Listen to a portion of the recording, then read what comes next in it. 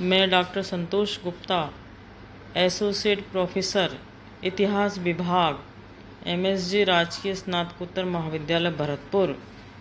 मैं आज BA part प्रथम और एमए प्रीवियस के विद्यार्थियों के लिए मौर्य कला एवं स्थापत्य के बारे में बताना चाहूँगी। मौर्य काल की भौतिक समृद्ध एवं सांस्कृतिक वैभव ने कला को उत्कृष्टता के शिखर पर पहुंचा दिया।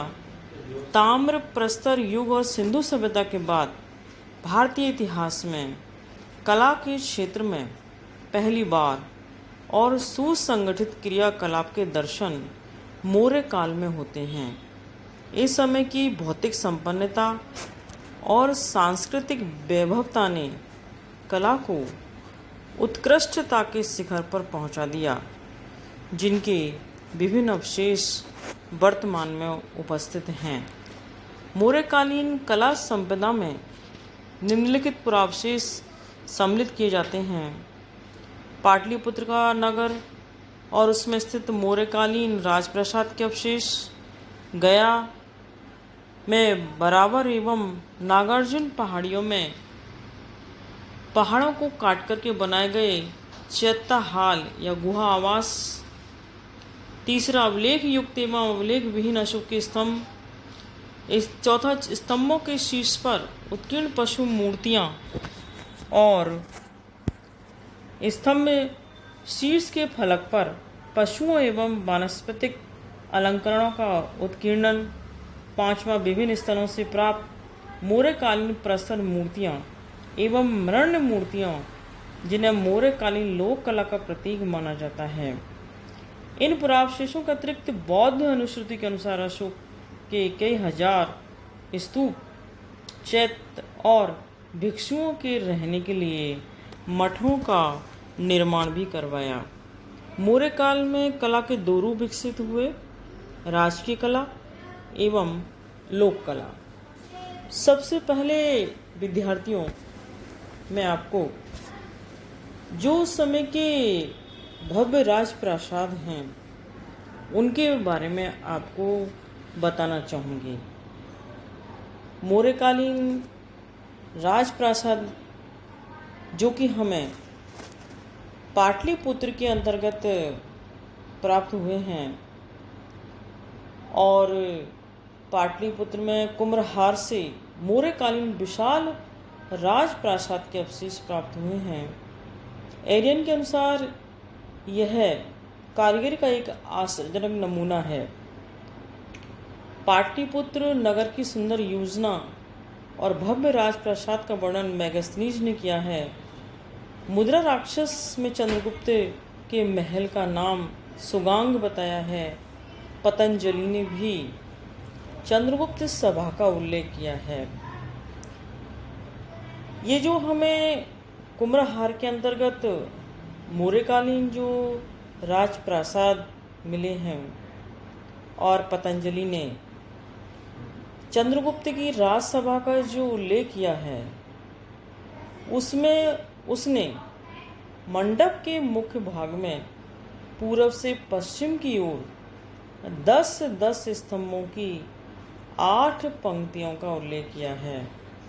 डॉक्टर वासुदेव शरण अग्रवाल ने यह ऐतिहासिक युग का पहला विशाल अवशेष है जिसके दिव्य स्वरूप को देख करके दर्शक मंत्र मुग्ध रह जाता है। उसके विभ्राट स्वरूप की स्थायी छाप मन पर पड़े बिना नहीं रह सकती। तो इस तरह से जो हमें मौर्यकालीन राजप्रासाद मिले हैं वो कला की दृष्टि से बहुत ही उत्तम हैं। दूसरा है स्तंभ निर्माण। मौर्य काल के जो स्तंभ हैं उनकी सबसे बड़ी विशेषता ये है कि ये एकाश्म पत्थर के ऊपर बनाए गए हैं और चुनार के बलुआ पत्थर से ये निर्मित हैं।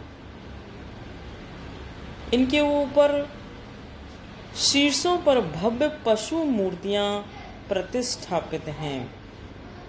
ये स्तंभ अपनी जो पॉलिश है उसके लिए भी बहुत ही प्रसिद्ध हैं, क्योंकि इनकी जो पॉलिश है वो किस प्रकार से की गई थी यह भी आज एक रहस्य का विषय बना हुआ है। ये स्तंभ जो कि 12 से 15 मीटर के बीच में इनकी ऊंचाई है, ये सुंडाकार हैं, अर्थात ऊपर से नीचे की ओर अधिक मोटे हैं। लाटों पर प्रतिष्ठापित शीर्ष भाग को पृथक पाषाण खंड से बना करके स्थापित किया गया है। इन स्तंभों तथा उनके शीर्ष पर अत्यंत सुंदर चिकनी एवं चमकदार पॉलिश मिलती है, जो मौर्य काल की एक विशिष्ट उपलब्धि है।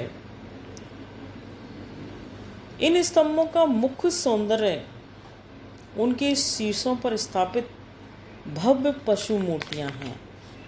जैसे बच्चों, उदाहरण के लिए सारनाथ स्तंभ के जो शीर्ष है उस पर जो 4 सिंह हैं वो पीठ से पीठ सटाए हुए बैठे हैं। मार्शल के अनुसार यह कला का बहुत ही उत्कृष्ट नमूना है। उन्होंने इस बात का उल्लेख किया है कि ईसवी सदी के पूर्व के संसार में इसके जैसी श्रेष्ठ कलाकृति कहीं नहीं मिलती। ऊपरी सिंगों में जैसी शक्ति का प्रदर्शन है, उनकी फूली नसों में जैसी प्राकृतिकता है, और उनकी मांसपेशियों में भी तनाव है, और उनके नीचे उकेरी आकृतियाँ जिनमें हाथी है, वृषभ है, अश्व है, सिंह है, वो प्राणवंत आकृतियाँ लगती हैं। इनमें कहीं भी प्रारंभिक कला की छाया नहीं है। और ये जो हाथी, वृषभ, अश्व, सिंह जिनका मैंने अभी आपको उल्लेख किया है, इनका बौद्ध धर्म के अंतर्गत अपना महत्वपूर्ण स्थान है। ये जो सारनाथ का जो स्तंभ है वो अशोक स्तंभ के नाम से भी जाना जाता है, और अशोक ने सारनाथ स्तंभ पर धर्म चक्र की स्थापना कर यह प्रदर्शित किया कि महात्मा बुद्ध ने यहीं से धर्म चक्र का प्रारंभ किया, जो चारों दिशाओं में फैला था। सारनाथ का प्राचीन नाम मृगदाव है, और यह भारतीय राष्ट्रीय प्रतीक के रूप में अपनाया गया है। बच्चों, चारों सिंगों के बीच में 32 तिल्लियों वाला एक दंड पर यह धर्म चक्र था, जो अब टूट चुका है। तो ये जो स्तंभ हैं, सारनाथ के अलावा लोरिया नंदन स्तंभ के शीर्ष पर एक सिंह खड़ा है, संकिसा स्तंभ के शीर्ष पर एक विशाल हाथी है, रामपुरवा के स्तंभ शीर्ष पर एक वृषभ है, और ये कला की दृष्टि से बहुत ही महत्वपूर्ण है। तीसरा जो बिंदु है गुहा निर्माण कला, कि किस प्रकार से जो आजीवक संप्रदाय है उसके लिए अशोक और उनका जो पौत्र दशरथ था, उसने इन आजीवक संप्रदाय के भिक्षुओं के लिए बारावर की जो गुफाएं हैं, जिनमें सुदामा, कर्ण चौपड़, विश्व झोपड़ी, इनको सम्राट अशोक के द्वारा और उनके पौत्र दशरथ ने नागार्जुन पर्वत गुफाओं में आजीवक भिक्षुओं के लिए गोपी, बापी और बदथिक नामक गुफाओं का निर्माण करवाया था।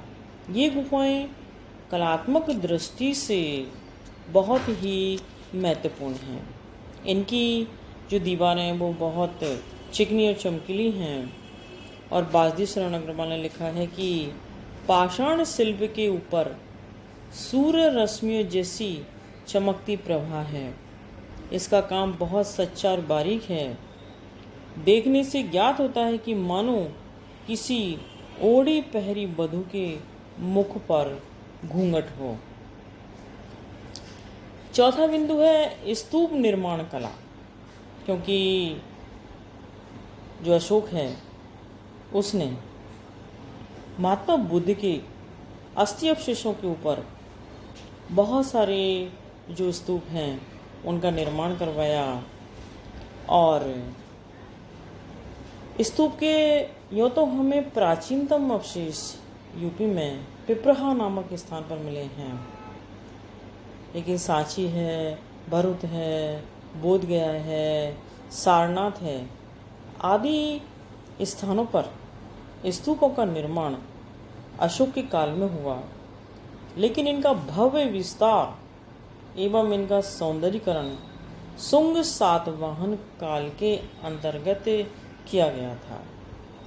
सांची के स्तूप पर बुद्ध के जीवन की घटनाओं के प्रतीक, जैसे महात्मा बुद्ध का गृह त्याग करना है, इस तरह की घटनाएं उनको दर्शाया गया है।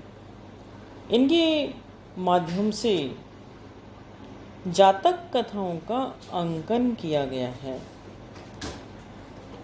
नेक्स्ट है मूर्तिकला, क्योंकि हमें सिंधु घाटी सभ्यता के बाद पहली बार मूर्ति निर्माण की परंपरा मौर्य काल में ही ज्ञात है। पाटलिपुत्र, मथुरा, विदिशा तथा अन्य क्षेत्रों में मौर्य युग की अनेक प्रस्तर मूर्तियां हमें उपलब्ध हुई हैं। इन पर मौर्यकालीन विशिष्ट चमकदार पालिश है। इस आधार पर इन्हें इस काल की माना जाता है। इन मूर्तियों में यक्ष यक्षिणी की मूर्तियों सर्वाधिक सजीव और सुंदर हैं। इन्हें मौर्यकालीन लोक कला का प्रतीक माना जाता है। इनमें सबसे प्रसिद्ध दीदारगंज पटना से प्राप्त चामर ग्रहणी यक्षिणी की मूर्ति है, जो 6 फीट 9 इंच ऊंची है। यक्षी का मुखमंडल अत्यंत सुंदर है, अंग प्रत्यंग में समुचित भराव है और उसकी मुद्रा दर्शनीय है। यानी कि ये इनका जो बॉडी स्ट्रक्चर है वो बहुत स्टाउट है। और यक्षी की प्रतिमा रूप की अभिव्यक्ति, आकृति की पूर्ण रेखा और कला की सूक्ष्मता का अद्भुत आदर्श प्रस्तुत करती है। मथुरा के परखम गांव से प्राप्त यक्ष की मूर्ति बहुत विशाल, यानी 8 फुट 8 इंच ऊंची है। इसके कटाव में सादगी है और अलंकरण कम से कम है। तो ये मैंने अभी आपको प्रस्तर मूर्तियों के बारे में बताया था, क्योंकि सिंधु घाटी सभ्यता के बाद हमें जो प्रस्तर मूर्तियाँ मिलनी जो प्रारंभ होती हैं वो हमें मौर्य काल के अंतर्गत ही प्राप्त होती हैं, और जिसमें यक्ष और यक्षिणी की जो मूर्तियाँ हैं वो जो कि लोक कला का प्रतीक है वो बहुत ही प्रसिद्ध हैं।